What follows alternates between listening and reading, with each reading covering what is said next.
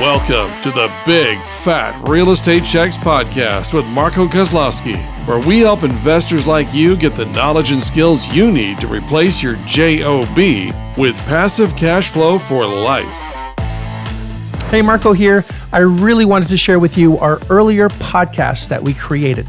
Now, our mics were not the best, but the content was really strong, and I know you will learn a lot.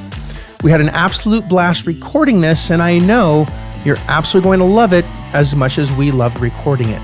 This extremely content-rich information will not only give you the edge in your real estate investing business, but in everyday life. Enjoy.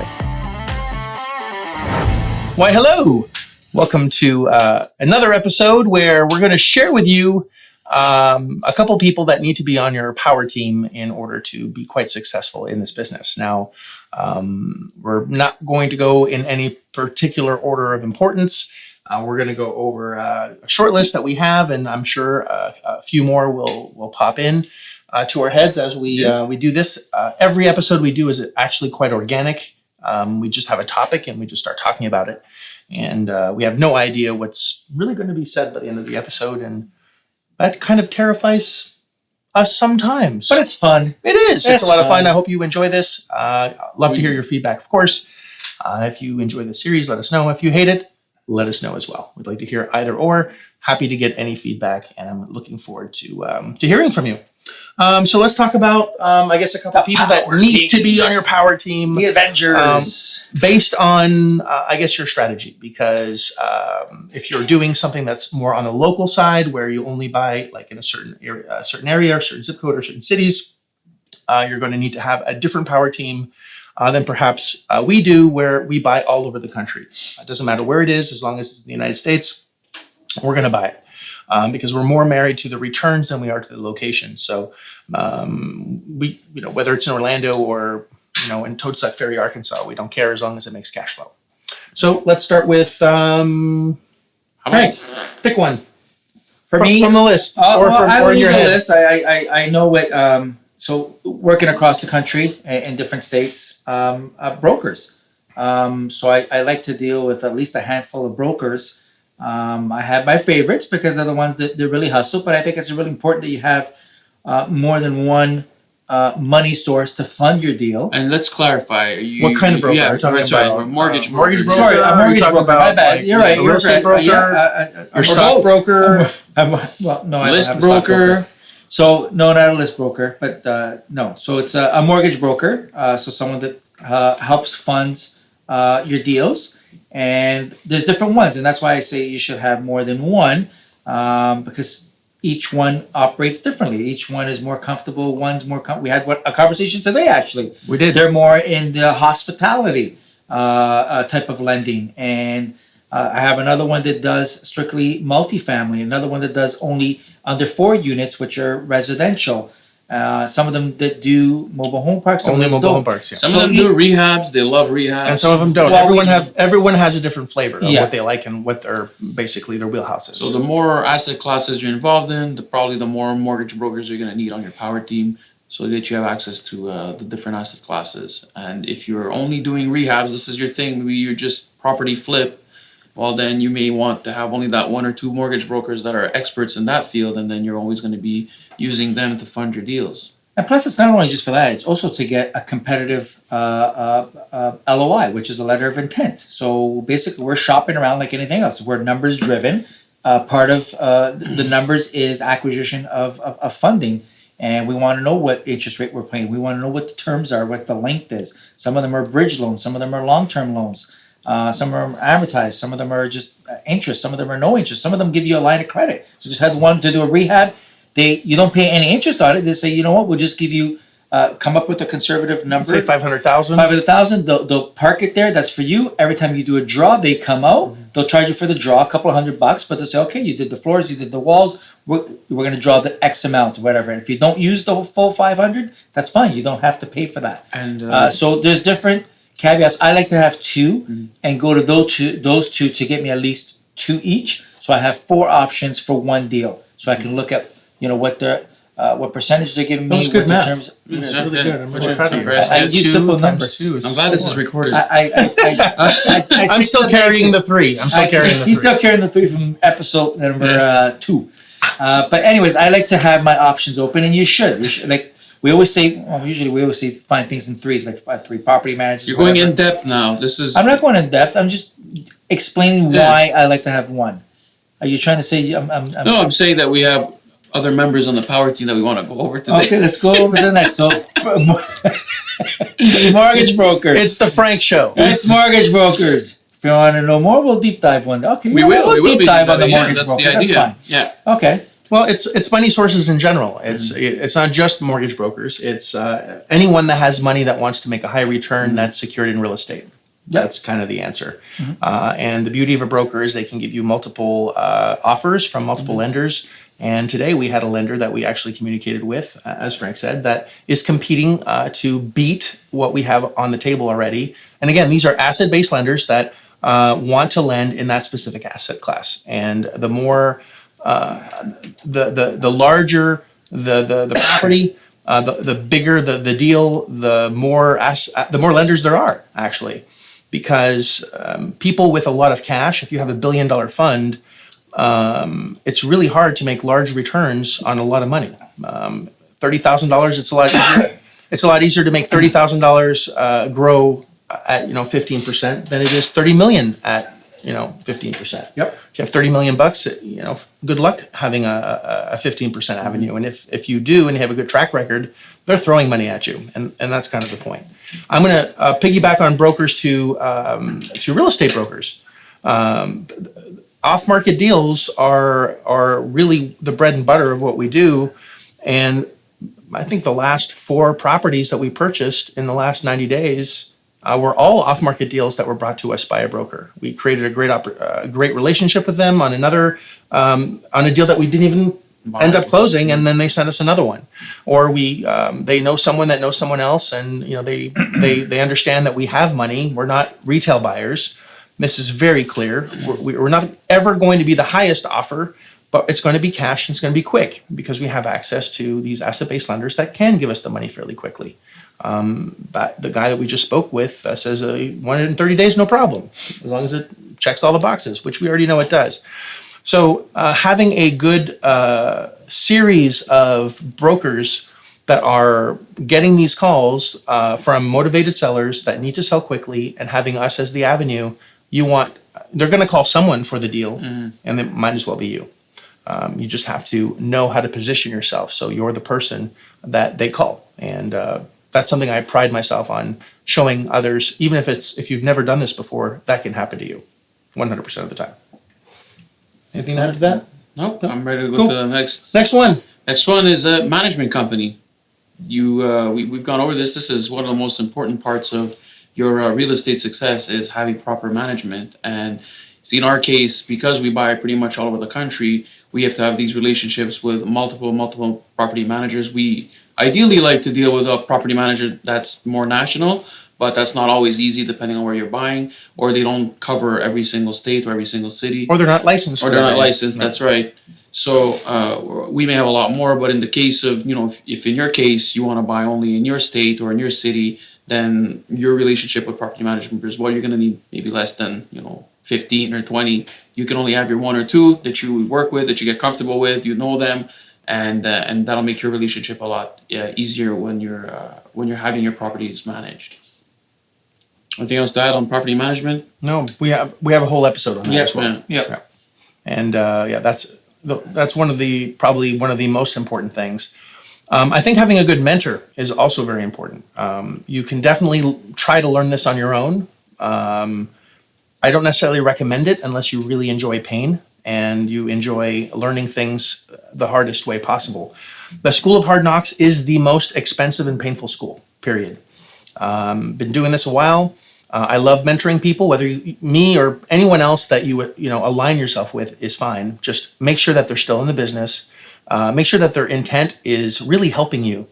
Anyone that I work with, I don't have a timeline as to when I stop helping them because everyone learns at a different rate. Everyone that I work with is not time-based, it's result-based. So if we engage each other and we say, listen, this is a good fit, Marco, I want you to help me buy 15 units. We're not going to stop helping you until you get to 15 units and close 15 units, not just get them under contract, of course, but actually close and are cash flowing on 15 units. And if you're at 14, then we're going to get to at least 15. That's the point. We're not going to stop helping you. It's not like, oh, time's up.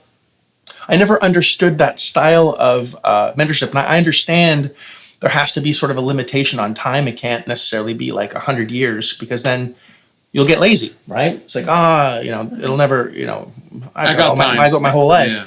And, when I don't think we've discussed this on this series yet, but when Frank and I first met 5-6 years ago, he was under the assumption that I was only going to work with him for a year. And it was already 8 months into his mentorship.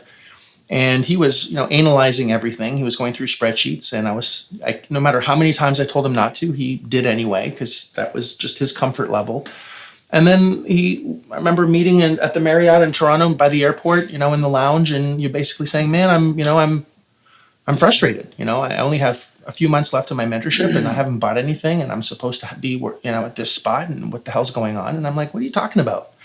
What are you talking about, Willis? Yeah, what are you talking about, Willis? You got me forever until you get to to the number that we've agreed on, and I think that made you feel a lot better. Yeah, well, I'm still here, and we're so we're partners now, and we and he understood that that my heart was into actually helping him, not just having the time tick. And Frank's basically stuck at 14 and never got his 15th unit and just gets them under contract and doesn't buy them so he can stick around. No, I'm not like that. But you know what? That's a common thing that people. It's time. Even gift cards time out, man, and they expire. Chips expire. Everything expires. So you figured, you can't prolong. I understand the fact that people educate themselves or learn at a different pace. They do. But typically when you buy shit like a gym membership, whatever, it ends in a year, man. If you go to the gym and you still look like a slob after 1 year, too bad for you. Yeah. You just spent all that money. So I get it. It was just my assumption. And my wife's assumption. So sorry about that. Don't be sorry. We worked it out. And we ended up doing, you had a great work ethic. You punched out a whole bunch. Your kids started actually, you empowered your kids to buy stuff, which we're going to talk about in another episode. Mm-hmm. Well, when you said bring the family, I brought the family. You kidding. Yeah, you did. There were 11-year-olds, but it's hey, man, they count. They're people. Yeah, and having a mentor on your power team allows you to get there a lot faster, making almost no mistakes. Mm-hmm. You have to make some. If I don't let you skin your knee, then you're never going to learn how to ride the bike. So mistakes have to be made, but you get there so much faster. It takes, on the average person that we work with, about 3 years to get to 100, 150 units. And if you try to do that yourself, and again, that's with no money of your own. It's forbidden to use your own money. It would take most people a lifetime. In fact, never. They would never get to 100 units or 150 units using none of their own money. They give up a lot very, very quickly because there are roadblocks and there are obstacles that sound terrible.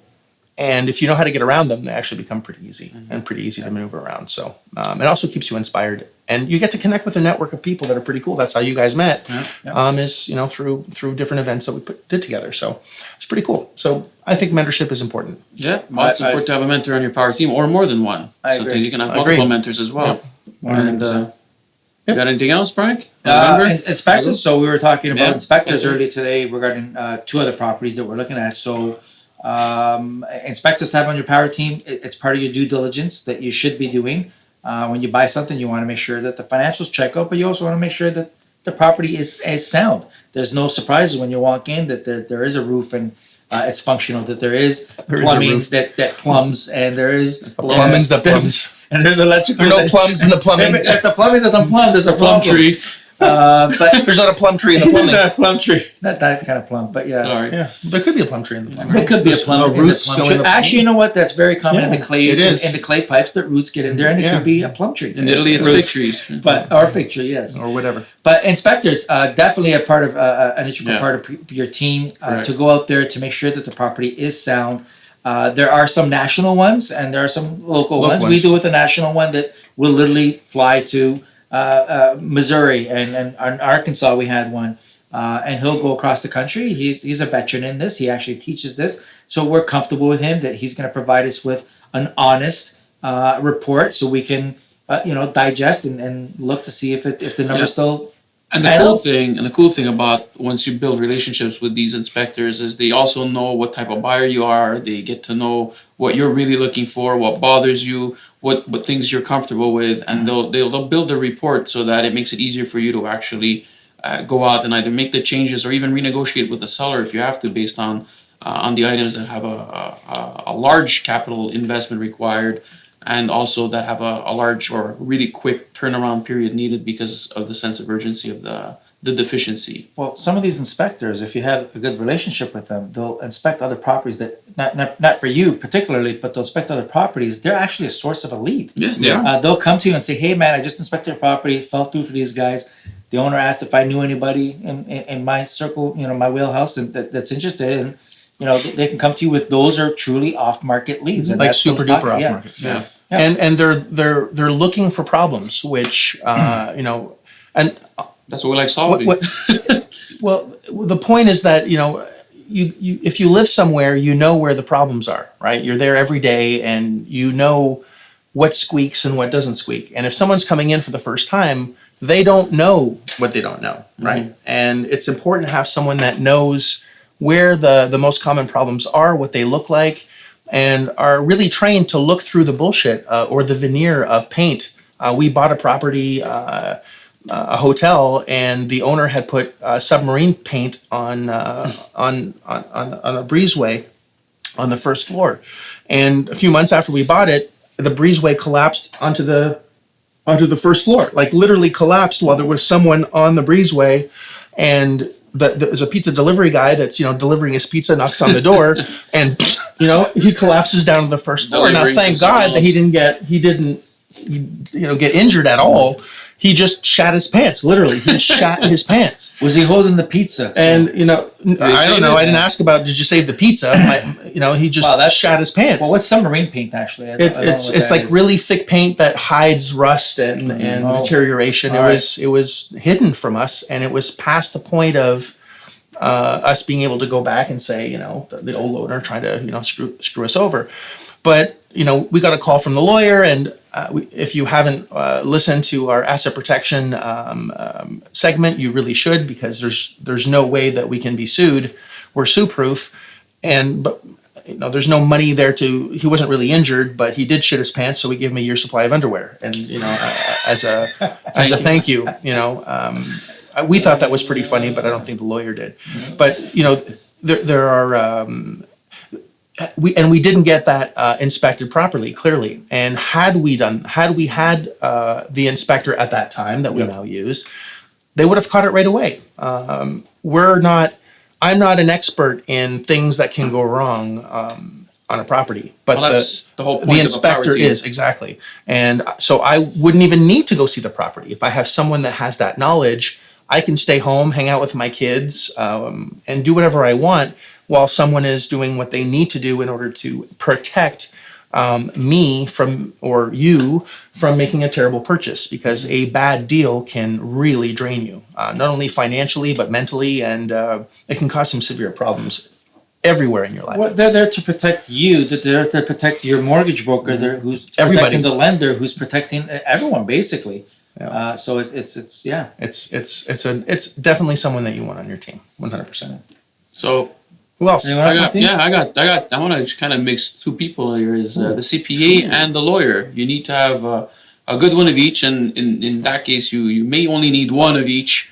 The CPA is going to be required specifically, like in our case, we've mentioned this over and over. We buy every property in separate entities, and we have this large structure. So you want to make sure that your taxes are filed on time, your reporting is done correctly, and you need someone that really understands all the intricacies of real estate investment, like depreciation. We mentioned depreciation a lot, amortization, all these things have to be taken into account. And you know what, even I'm a CPA, but I'm not a tax expert. So it doesn't mean that I know more than anyone else. And I also need a CPA that's a tax expert to make sure that gets done right. As far as the lawyer goes, the lawyer is important for multiple reasons. One, to set up your structures, your entities whenever you want to buy property. Two is to make sure that any agreements that are signed, whether your purchase and sale agreement, or if there's amendments made by The seller, once you sell them your purchase and sale agreement, you want to have someone review that to make sure that you're not being tied into something that you don't want to, that can hurt you in the future. If you're borrowing money from a third party in order to make the deal, you want to make sure that that's being done correctly as well, because there's securities laws out there that we may touch on another episode, but that are extremely important, and that's one area you don't want to mess up is securities law. And so it's important to have a securities lawyer on the team somewhere that can take a look at the way you're raising money. No, that's Absolutely. good. And when you have a lawyer, you need a letter sent out to any of the vendors that you have that are not complying, or a tenant. When the letter comes from a lawyer, it's always taken a lot more seriously. Or when there's a lawyer that contacts you for bullshit, it's always better if it comes from another lawyer. So it's always nice, even from a posture perspective, for that to happen. Now, I know at first you're not going to have a lawyer or, fancy lawyers or any of that stuff, but these are things that are going to be just part of your business. Like you have a light bill, you have, maybe a gas bill, you have a car payment. I have a lawyer payment on retainer. It's something that you just pay every month. So as you start getting more assets and you start getting more beans, you need a bean counter and someone that's going to protect the beans. Mm-hmm. And that's your CPA and your lawyer. So very nice to have for sure. Yeah. And what else we got on here? Well, recently I went through some rehab projects, so I relied on the general contractor, because most properties that you do buy, like we buy properties with an upside, and sometimes that upside involves more than just replacing the management that's not performing. It involves putting some capital into it to make it more competitive, to maximize your rent. So in order to do that, you need to do some repairs, or we're doing a rehab project. So having a good GC, a general contractor, or a crew, and not everything has to be under a general contractor, or having a crew that can do some of the cosmetic. The general contractor you use for more of the heavier rehabs, where it involves structural, dealing with other trades like electricians and plumbers, dealing with the roofers. So when you have a project that involves more than two trades, some states or some counties actually require you to have a GC when there's more than, I think in Florida, it's more than three. You have to have a GC on premises, because there's only one master permit that can be filed, and then you have all your individual trades under that. So having someone good that's on your team, trustworthy, it's one of those trades where you really need. And it's hard to find and I'm definitely not painting all contractors with the same brush, but unfortunately 99% of contractors give the 1% a very bad name. Yeah. I'll let that sink in. Yes. But, okay. It was funny. It was funnier in my head than it was, but it was. Or insulting in someone else's. Maybe. But it's actually a lawyer joke yes. that I repurposed. Anyway, enough of that crazy zany stuff.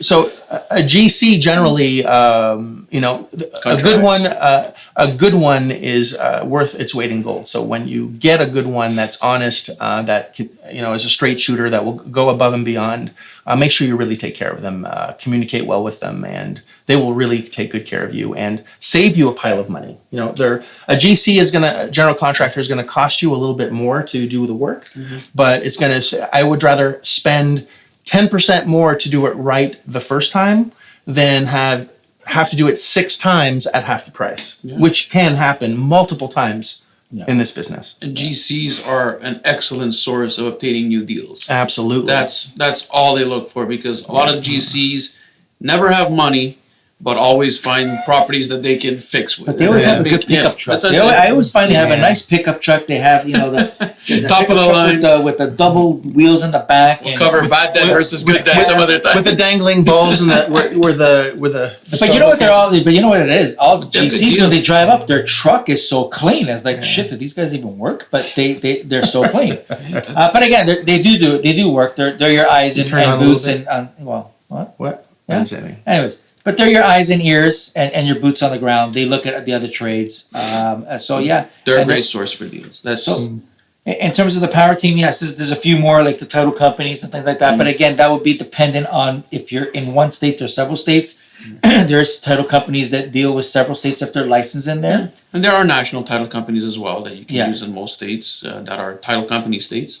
And then if you're dealing in a lawyer state, then it's important to find a good lawyer. And that's probably the trickiest part. I don't know off the top of my head, how many lawyer states are there? There's like Usually handful. the New England states Yeah. are the New England New York, states I know and New York is, and Chicago, well, is Illinois. That's Illinois, Illinois. yeah. So Illinois, all the way up to most of the New England states. and you are have to have a states. lawyer of that state when you're buying a property in that state. And you have to get 2 lawyers. It costs more to close in those states than it Yeah. does in others, but it doesn't matter. It is what it is. It is, right. Yeah. Just So I think those are the core the big power ones. teams, the big ones that you should have and build relationships with, and you can have more than one, of course. Private lenders is something maybe we didn't cover. I don't know if we want to go into that. We can actually have a whole segment on private lenders Yeah. because you are going to need small amounts of capital, and it's always nice to have a stable of those. I think we could cover a whole episode on Yeah. Yep. private lenders. Stay tuned. We'll do Stay that. tuned for those.